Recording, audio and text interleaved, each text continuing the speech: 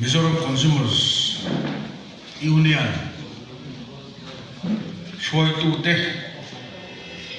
Mizoram hong sang local te chỉ bảy các vụ chơi qua các secretary các report đó nghe nè introduction ang đâu có cái tỷ chi là họ khơi trang local nghe cái nè ý về là phát hiện cái sao nếu mà các secretary nghe cái treo này đâu nè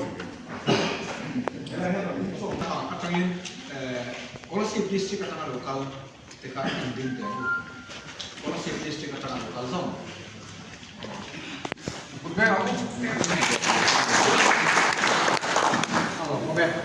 mà mình có trang local zone định thế mà district Semua, kita tahu. Sampai district katakan lokal zone, jadi in policy aizol ven chung constitution ni se aizol polam district local kal chaper lo mana tan cheng sang khati ni kalau soraka lagi nak kau lo dua in lo sim do ni oh Itu dia lah. mana Awak saya. ading tam de khaju akiat mai jo ka dewa oleh alo mango voi kat program mang turi ka ursun ang mai khot maya azorong bo te ani boka baka kan ho tu te in pe na te acha kan thian te po hei indon kala lo me maya lama kan director kha thuan soya thu lom tha tak te soya asai to khan kal chole mai khang ya ai ka thum khop mai ole hey consumer kai noi chungchanga kan kal khomania report sang khatte kan ngai kha abeng van tha ka minister mo khuna la tu hanni po hian thil pani ril ru hian om thina kan mo khuna te kan kinem ti le mi pui bei sei kan phaim kan in tia mangin kan om em ti lai hi mi mal tak po ka in en ring na ania legal metrology te po các department mới omania các cái chắc tao kém tí te các consumer cái nội sim te po hi tun aya ministry level a po hian các tí chắc hi a tul mang o các tí ya các thiên gia la kan dam anga kum te an tharanga kan lo ti to thin aya chắc zo ka kal thei tura kan in buat sai angai khop mai kan president tu thang lu rakha na soya na kan minister hi NGO le heng vela lo in mang na sa to thina nia hela ma hian ton se ta ne ti te kha soya ani na chen chu om thawanga chu hun lai le NGO ka lo en kol chho lai po fui na pakhat thade mai kum tin January tha office kan hona piang ka sal thi no ma chu po chu experience lo nei to zo te atanga ka hiat chhona nia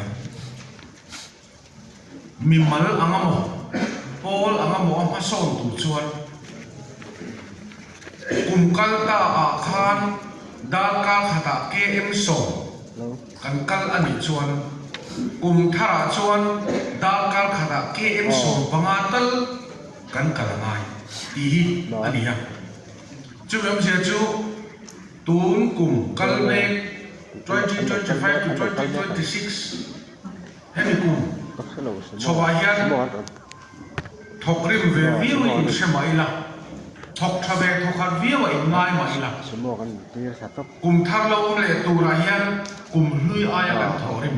ngai ni Meeting lokal. kum hlui la ma han kan thorim me mai kum thar chu zal deuh te ti chi hi ni mi lo mimal angamo pol angamo chu thil poi mo em mai nia he consumer union kan fual tu tele branch sang district sang te pon ni kumla ma voi nga kan committee ni jon commission voi sarita kan committee tu ni ni kumla ma awareness voi di kan be ni jon commission voi thum talama kan ti tu ni activities ti tam lama khan a thei lo chin omani pon kan ri lo put ma te kong sang sang khan malam pan tura ruang manna kan siam mai em mani politics zin ko a po hian ka tia makdeu lai chu information technology te akal chak to a chang ka em ma voina kan tu soi po hi ka soi lai ke te po ni mai thia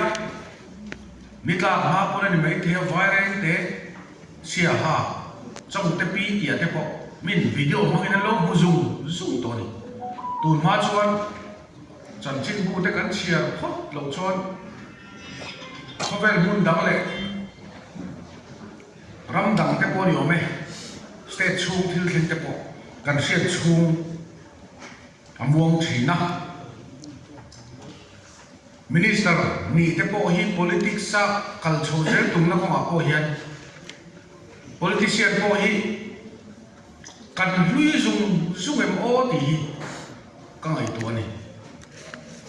tun ma information technology a chak ma chuan kan politician te khan to ma trong ngôi lo se chawak lo po lo ni se minister chawak lo po ni se ministry chawak lo po kha ni se mi pui te na kan thil khiat amuan lu tu ko wa khan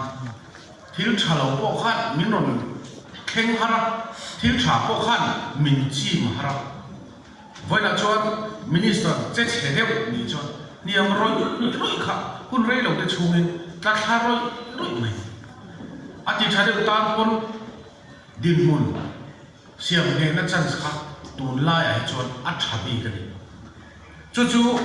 example de kan soi na chana oma he information technology lo thang je le hi cái này consumer union po hian kan man thata kan man tangkai ngai ni kan ho tu te soi bang khan sa kha su ko som po panga ko sari ve la consumer union ni ading chawani kan tia atha kan lo rei to na lam kha chu a lo ma ngai la amor zo voi na ka fui du na chu atong kam hi amoi ka hello lar le zual hi tumro di tulai chuan hi kongpui ate ko han kalila company rang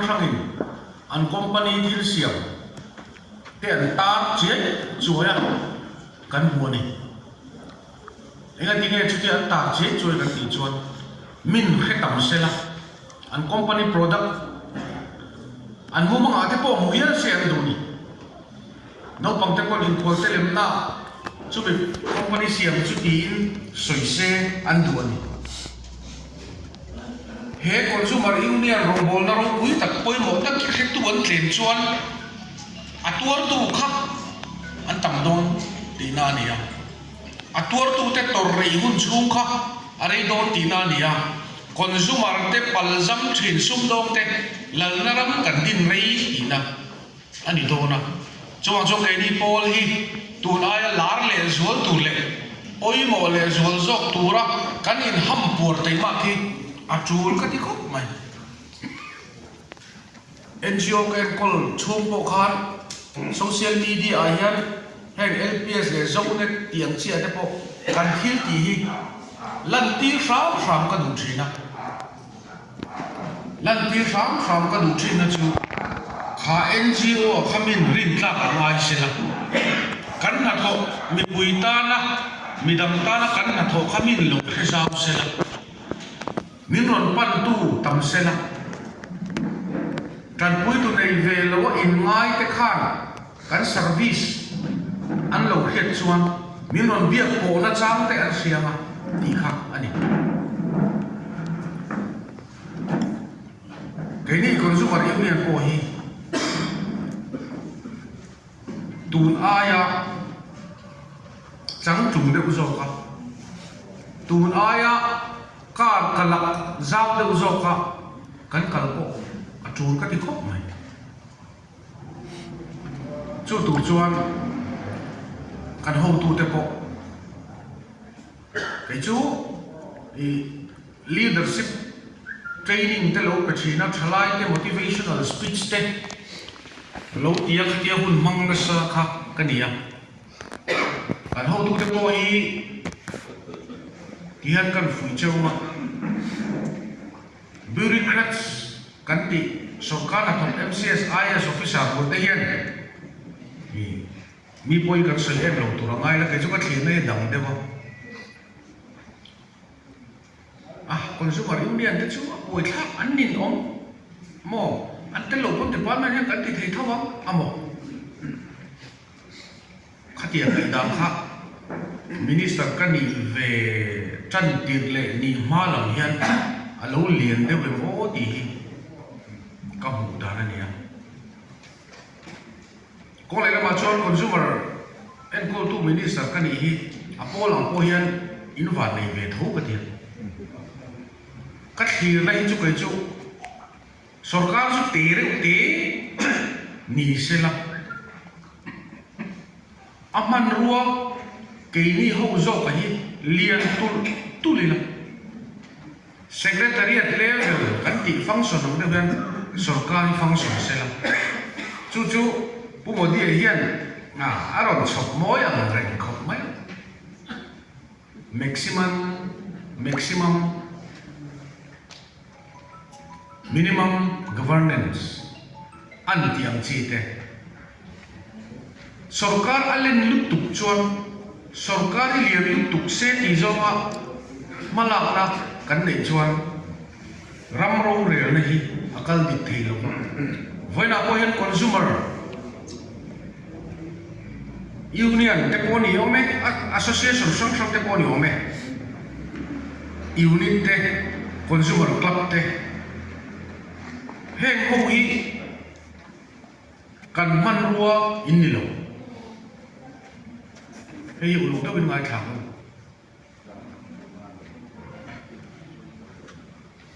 kan man ruwa in ni mut lo wa mi pui in hong kong in hor kong in mobilize zo khan sarkar kan man ruwa ani cái ní poli sarkar mới cuốn tu kan ni lo tin ani chu sarkar mới cuốn tu ra kan in ngai chuan ati ka ti thei lo ni chu ka experience kala zel india ra mun sang le khovel mun dang mi te ne te po kan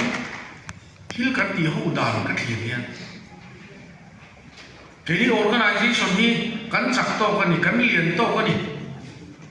cái này bắt tiếng loa các kho hiền cái gì thấy alien luôn tụt sarkar không ai deal thế tụi khi cái gì hiền cái vắt lòng trí này cái chú các approach các model cái gì đó cái này các thiền nó ăn đi hình mình bùi các kho là impact này sarkar ai ăn chắc đấy rồi sarkar chú mình bùi thế agent anh ấy mình bùi thế ban rua anh ấy chú thì nó đang cho cái gì consumer union thế chắc là số linh ikal tiền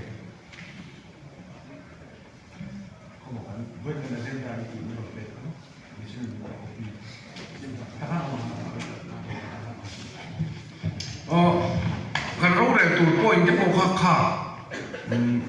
kalau ena ben wa kha khop maya cái point của lại mày in hàng chọc chua anh ấy à thế là hiện nay point lý na LPG distributor ship tin tlang khol yan deu kho chewer ten an chok tam theina sarkar adil bel ni rose ti le pathum na Mizoram LPG HD district khopuya kalpui me ki saptam ti te khawma a pathum na khan nimin maya nimin pia maya hi thang lu ho in press conference kan ko wa March sani som di paruka district headquarters song song home delivery achieve vek turani ti kha kan puan so kan cho cho nimin a department ho tu te ka ko kho ma ei kan lo thing nei te na strategy lo dong ro in soi ho na te kan nei ko ka tin September sani som di paru chungin ma in te podila sắp tàu đến tỷ cắn tỷ distributor ông nó qua rèn rèn à LPG home delivery achieve rất tốt này tỷ khác rồi mà nó cần xia mà đi chú bộ chú đi hiện các ngày tua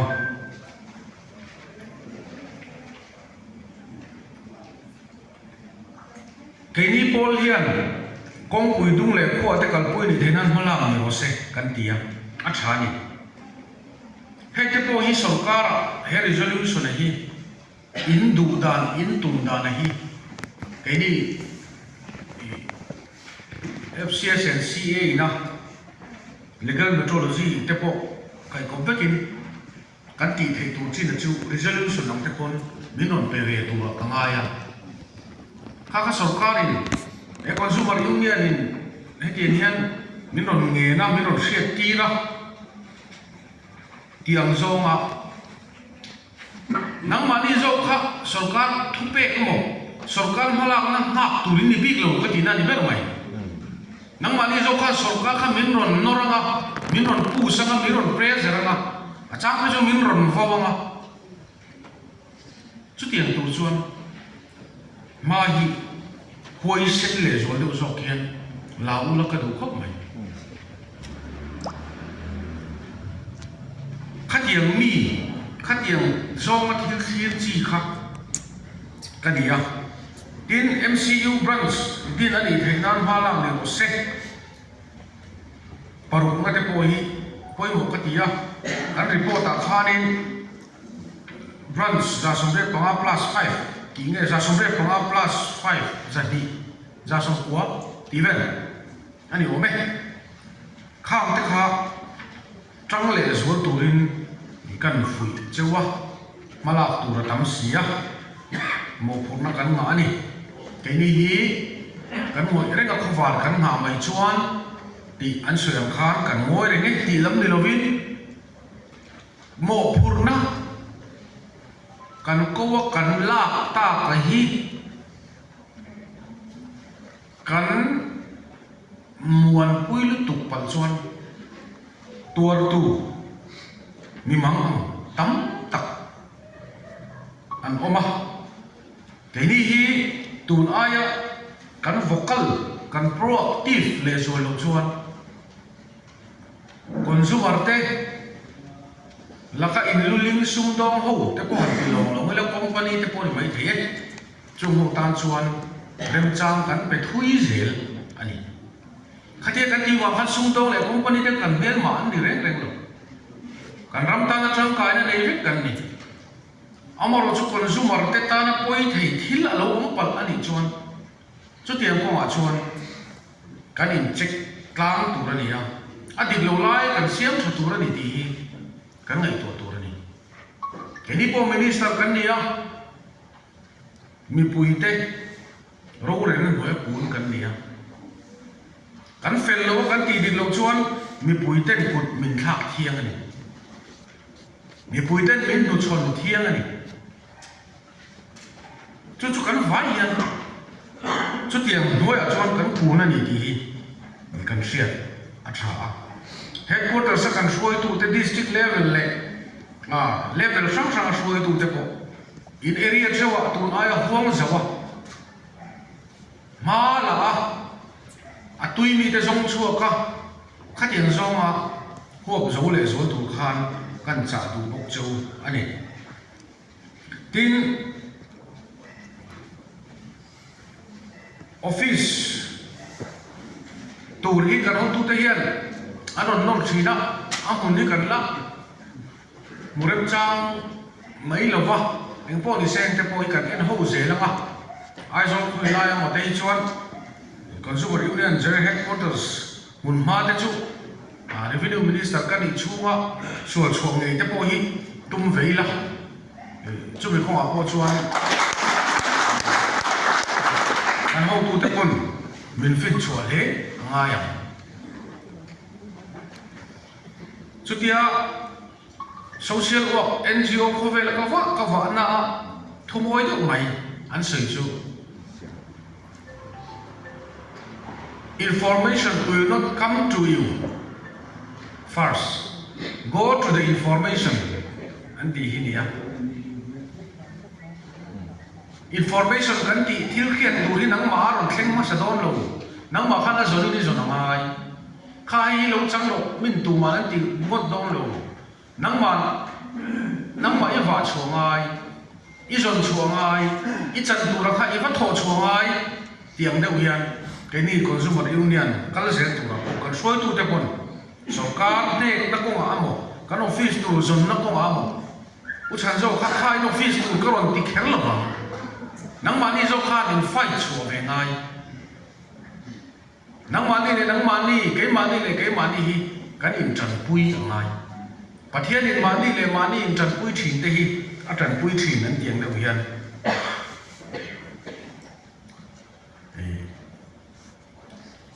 Kan Paul hi kan inti chak atu ka ti me man chu chu ka VM ani ole kan ho tu den in su re su mi te so pakhat le chan ve chu ani ma ya kha revival speaker tuan soya thuma an tiang de ong se la atak tak ki toi te ka soya hey, cái đi Paul cần thung hi, anh đóng lòng là em chú, in sấy tổ căn đại tổ thế con là sấy tổ, thiên đường vác lầu về ông sĩ, cần khoát lá là cần trên ông mà mi thiên thì địch lầu ông chuan, cục trôn, report tu ni thế khác anh ai này, mi xuôi đâu, ni thế bộ khác anh ai vậy à? Sinh nguồn lo trên năm công ty để khắc phục khắc má nó đi ông nó bộc khắc đó luôn có lẽ khắc giết tụ khắc Philip Morris nó gì cái chiếc đó khắc khăn với cái hiện cái sinh nguồn hi bị van trần bụi đặc em có nằm hậu mà son thì lâu lúc tục ở về thủ ở diện na nè chúng ta cho nó tiếc rồi riêng lúc cha anh đi tới cô hi anh đi chia lâu đôi dẹp vắng anh đi hồi hôm có nằm đây mình cần bồi sát tên ba mình phải làm mà sẽ gặp bồi thì lâu đấy anh thì liếm đến mức ta cần chui là cần ngay tập tập lâu mình cần bồi sát ba này chuan mai chana khơi các bồi sát bật khát đi miệng ngầm đủ thì khán có nằm khác phủi nó sẽ mẹ chú mình dâu trong ăn lệ linh khác các chia ra nhỉ chú cần bồi lại nhé bồi một khóc mình cái hồi hôm nó gắn tí nghe tí tối tế riêng hậu đến mình hồi hôm thì vào là anh mà xây xe này lâu trả lỗ thì biết khi hồi hôm thì nó anh nhìn nhận cả hết rất lâu để về chỗ hồi hôm gắn tí chuan chủ lúc nào chuan mình đằng ta là impact nó thúc tập chỗ nghề mày mà rồi gắn đi lâu nó ní miệng xí là mà mình đi lâu mình thì dik lâu ông ring con khâu hồi hôm anh đi lâu chú mình giống bị bụi tay cắn translate phụ lâu cắn sẽ dik lâu nín cái gì đó mình hồi hôm cắn chỉ cho mà anh ngày đàn vui sẽ tất cả sợi ngâm thì nó thì anh dọc đông lâu mình hôm nó ai thì ngâm mình hồi hôm cho mình dik lâu thiếu số lấy phèn lâu dùng một chỗ ngồi rồi hey hồi hôm ta kín thiếu tí dik mía lâu anh thì ngâm tu rồi đông lâu hồi hôm đi vang anh kiếm mấy, gram đi cái lồng này cái này này rồi, thì cái hồi hôm anh đi đâu rồi mình, anh đi thấy cái gì luôn, hey, anh đó là alu rồi lên năng suy phần hôm bữa cái gì ngã hiền, cái gì đi lên gram sang cái cái bài chơi, ole cái lồng này, thì cái hồi hôm anh đi đâu rồi mình mol, lạc rồi. Ui bộ trong lồng khó bác mình khinh nhịp hà lồng cắn đi dọc đó lồng ngai dan soi mai ngam na te adik lo ni chuan ma chon mai ngam na te hi hoi hom hoi sen chu tiang jok chu ni hian ka ria ke ni pol kan kal zen na po en hoi hom takin thil dik lo do ku ti na ni ben mai tin ke ni hi kan ngoi lu tu ka kan din chan te hi kan au pui na sak lo chuan adik lo ni ti po helem lo thil ki sual hi an tam ha adik lo ni ti po hemi lo wa poi lo khoi hi an tam ha awareness te kan nei zela kan tranga du wa ga ren ni lo thil lo ti dik lo hi tam ta kan ve ni siat lo wa te chung ho chu ke ni pol hian thil ti dik turin kan fui angai ani kan ho tu te khan an soi to hemi sarkar tha ram nuam kan nei na tur po hian consumer kai noi hi thil ti dik lo na kan rama hian atam lu tu chuan state chang ka kha ani thei lo sim sim ani Mizoram chuan consumer union an chak khop mai ti ai Mizoram chuan consumer ten an chan vo dik tak an chang ani ti kha ke ni polina kan mission le kan go tur ni chumem je chu Mizoram consumer rights thatak ken ko ani ti kha min nim share dan ani chuan consumer union te kan active le ti na kha ani do ani consumer union an active khop mai ti boxi consumer te laka discrimination kan ti don nge consumer te nam nu na ana sak tho si chuan kan pol ma lak na kha a effective to lo ti na ni fu land revenue and settlement equal to kan ya shebe ka mi fak na te ka dong thina revenue minister ni chang yan revenue ko siam thana sak khop mai an ti amaro su kai chu ma khi ka lai pesang lo khop ma za yan ma somli kan la bu pha pon ka khachia a churi la siam that ngai tam lu tu ka ram te du te mang an na te revenue ka tho pui trong moi lo wa min nai sak lo la ram te tu te ko ni ome khang le ve la khan dik lo ya la tam hian ka hian chú địch lâu ta mà chú anh tin chuan nghe một cái gì địch ta cũng lệ làm thế tu biết cái là cái gì địch vết sen tổ bi chia sẻ luôn cái đồ thu sam lâu ấy là tấm mang cái ô thì cái này thôi chú biết bây giờ chú biết cho mình phật về gì political platform mà po revenue department chú cần xem tham ma cần song khóc mấy cần gì amaro chú cần thổ chặt tắc tắc le tak tak lo he tu tu chu mod en kil ve phalo mei thai te chunga khan dik tak in thil kan tiam le revenue hian hela ya mod en kil pha mi thil ti thei te ram thade wa kan te lai khan soi pui tu nei ve lo te khan kan na thau thati an that pui ve em le ti lai jok kan ti na tu ni amoi chin ringo ta in fa kha khatia ti ri mo kha kai tốt luôn đấy nhỉ, các hết các tầng cho các tình luôn đi, ắt đi hiểu khóc. Food civil supply sao bộ, digital weighing scale cái hiện tại bộ phát triển diệt là những cái gì à, ngồi ở trên này thì còn số khoản gì, digital weighing scale thì bộ cái đại diện của phát triển trang là chia luôn, bộ đào giả song phần thì ai hết, đào vết tủ cái tia, cái giả chua vết tủ kan da mo pa kan da so to hian mai the ani na taka chuan buk dikhi kan rama atlang le tur ni kan ti hian a minister am po ka kan ti chinang buk dikhi tlang le tur ni tia ka fight back ma sak chu food civil supply sa ka tho pui te ni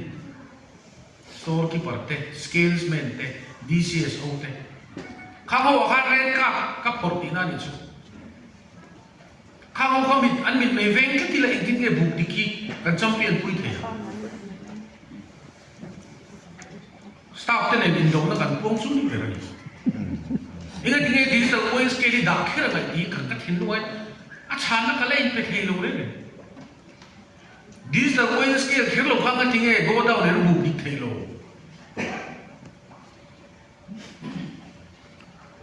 อันมานี่เลยตูนิตาเซอันบุกดิไม่ได้สิจู่ DWS เทเลแค่เราพังอันบุกดิเทโทขัดตลอดมาเซ็ตสันสักันละเจลาที่ข้านี่ DWS ก็ยิ่งกันนั่นมากที่ดิกลบอันตุ่มชวนอดิกจงหรอมีขึ้นเรื่องรู้จงข้านี่ป่วยบ่นี่คอลมังชวนเองก็ซัดจุกันนี่เวงอามาจุนดิกเงียอดิกพอดิกเวอามาจุกันเรื่องปุ่นมังโซกันยี่อาป่วยบ่นี่จุดตุ่มชวนป่วยนายยันผู้ชันจวนทอผู้อยากซ้อมภาษาหมดหลงเจ้าทอผู้อยากเล่นผู้ยันมีซ้อมละมินติวไว้เส้นเหล่าตัวนี้นังนี้เขาอินโนมันนี่ที่กระเทียมไปปอกกระทาบุ้งเวนี่ตัวอะไรยันในใจเราลงมันจะปอกกาดโบราณเลยกาดเองอาเจนดีเลยไปสมเด็จปังงานหรอกาดฟ้าเลยกาดเส้นอาเจนขัดเลยดุเลียนหรออามาชวนดุเลียนหนอทีนะ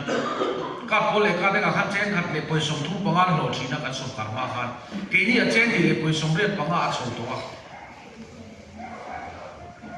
กาดเองเลยกาดโบเลยเจนทุ่งหลอกเกี่ยวกันตัวมันดีเกจิ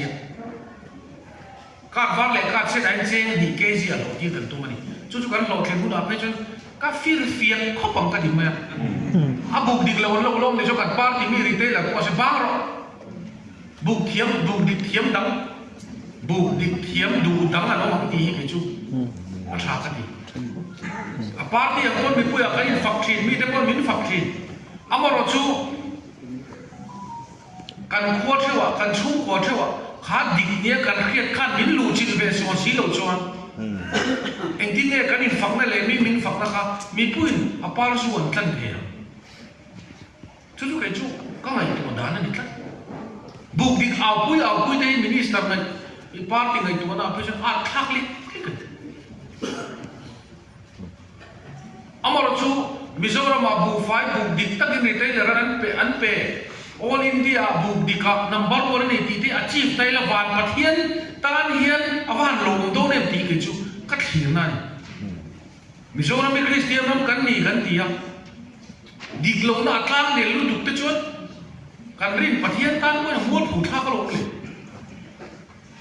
กันเท่ๆน่ะจุดยังจงจวนกันที่ถูกนี่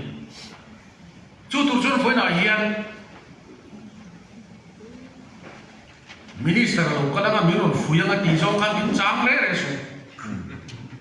มีฟุยพูร์นี่แค่ที่ตุ่มบีกลงทุมานี่เลยมานี่ได้อินฟุยพูร์จังตัวกันนะพวกโซดาวสอบเลยไม่ได้สอบปังอ่ะจังตัวที่ครับหลายกันแล้วสุดอินเล็กข้างตัวไม่บุกชิดกันอินเสียมคนกันชุบนี่ดูปะขัดเทียนกับพวกมูลกชิดกันอ่ะที่โตโลก็ที่ก็รู้ก็ตั้งทราฟิกจามตั้งเนี่ยเองที่เกี่ยก็ที่เฮหุ่นข้าอัดหุ่นตักสอบเลยไม่สอบปังอ่ะมาอารมณ์เข็นข้าก็ตัวมันเนี่ยคนสุบาริวเนี่ยก็จะวางนี่ลวินเกี่ยนะเกี่ยมาเลยเกี่ยมาข้าก็อินเรสเปกันไงนี่อาหุ่นตักตุสอยตัวเรา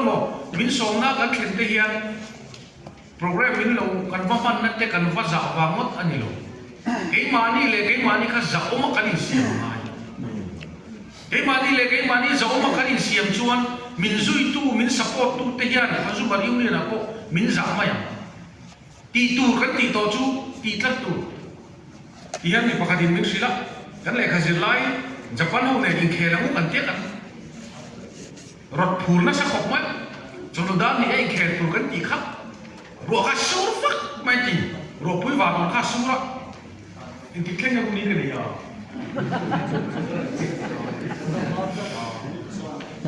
ไงมีสองเซตมั้งจนแค่นี้มิโซรามาZiltlem tele India mi le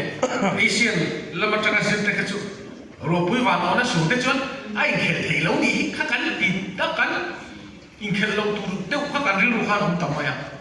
japan ha chu ดาบเนี่ยเขตตัวนั้นตีข้ารัวสู้เลยสู้เลยลำพังเราไม่ตัวละรัวสู้ด้วยกลางโดนเมียมันตีตัวกันตีข้าชุบจับวงจุ่มพวกกันตีไม่ตัวนี่ชุบกันชุบเห็นน้ำตาเนี่ยป่วยหมดกันตีคนชุบมาอยู่เนี่ยเด็กพวกไว้ไหนเนี่ยก็ฝึกเลยรู้ถูกเจ้าว่าไม่หรอกล่ะอินรินไอเย็นอินเลียนอินรินไอเย็นอินโรตุยที่ชวนหอยหอมนะที่ชูโอ้ดีเวกลำเลียวอาหุนักไออาหุนักมีเซลหอยหอมตะกันด่าลูกตู้นี่เต็งไงดีนะที่ชูหอยหอมตะกันมีป่วยสะจอยตีเต็งไงชูโซ่ก็ชูกันทิ้งเสียดายตัวนี่apa di nak cuan yang wang ke pola yang kan lotel tu mak tu lui ngai ong kering lo nang mani ram mangai na wanga khutlang mangai na wanga he consumer union na intel hi awan ro bui takem chu da chuan thil pani poi mo deu deu ma tu te mo wangin intel lo ti tai la adik na chen om thawanga tu te mo kai khoi that chu wangin in lo pur ve intel ve ni amor chu hi tu te mo wanga kan tel ka soim oi lo mo ka soim ne ni lo vi nang ma so ka midang te fui tu a chan tu mo nang ma so ka in khotla nga consumer union a chak the tura palai na thok tu a chang che in khot he ve la din lo na de ko an din ve du na tura ta na palai na ai o na maniaคุณปกติกันมันนะผู้ชายจะวิจารณ์นี้เนี่ยมินเทียให้เทียบระหว่างแรงคมไหมมาเสียอันสุดที่นะเชื่อมชัดนะทบตู้ฮีจอนี่อันนี้เฮ้มิโซรามามิโซรำคนสุ่มอิวเนียนโอ้ยจอนี่น่าทบตู้กันเนี่ยเชื่อมชัดนะทบตู้กันเนี่ยจู่บางช่วงมีดังฟังไอ้ลูกพูดอะไรคนอารมณ์ไหมมีดังที่พูดตู้น้องมีเสียงเสียatu kui top pe ra chuan midang te ne na mo phurna I pe nga mampu I pe thia mampu state level atangin district level sub town na village level I khan pol khat ai khai dia ta ni ai so lan phura mizoram pu man phur ti ni lami ai so ka lo phur lo de ta ko ni se district khat kon phur ang to ni ti ang de wani tu te mon phur lo tu te mon phur khatia parasite vang vat ang de umaya tu te mo vanga ti ve chong chong ni lo tu ha ke ma ni chep ni chan ila aizol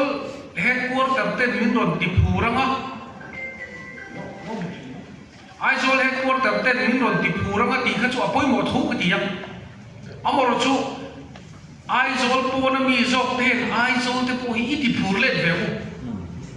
ko mai lo le zol turin I pus le ta I praise le ta delegation ni apoi mo khop mai min fak ve na pakhat an soi tai la example la tan a that em wa min pu chan zawa chu midang a hang tang kai thiam mi sual de ko yan sual a ngai na hang thiam min tia ma de woni ha thil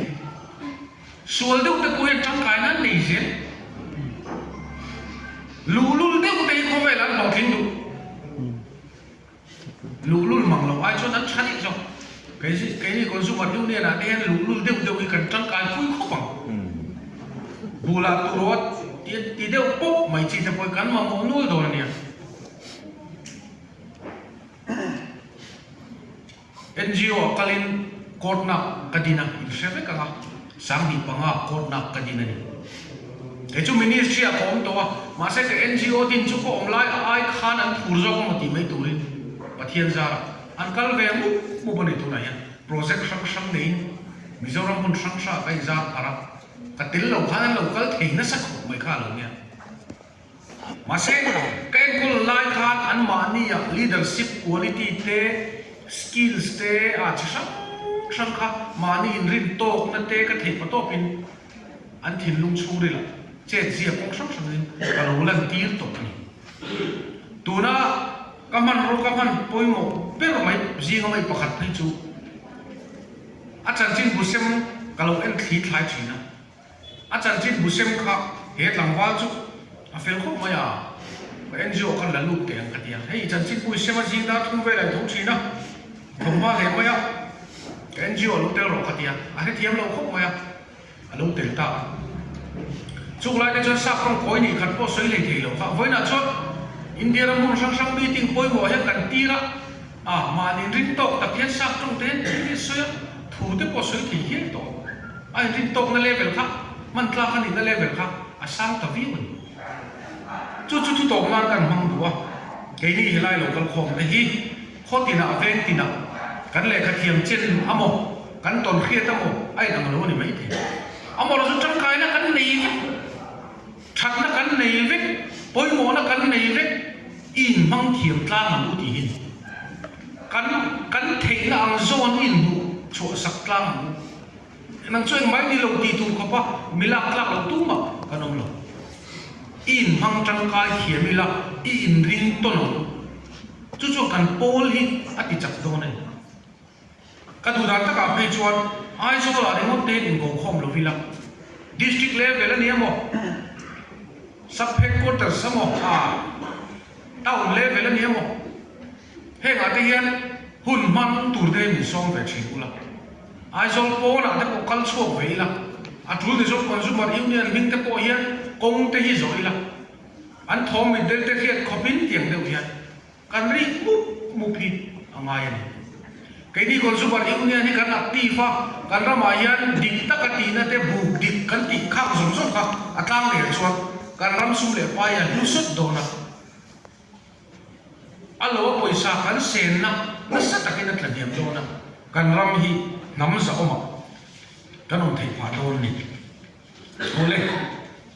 voi na hian in tir ka kani Paul koi tu ni tur chuan tir chia ni ngam te chu tiang ri ru pumi ni chungai kan headquarter level atanga ai zol pon lam koi tu zong te midam tir ka lal tur than kan ni lo kan Paul thil tum a lo thin the na tur hun phiat ngam tu kan ni angai ni 28 annual general meeting come consumer awareness voina Mizoram consumer union ina min som hi kaloma ikal zena tura tu sakna kalana che kalome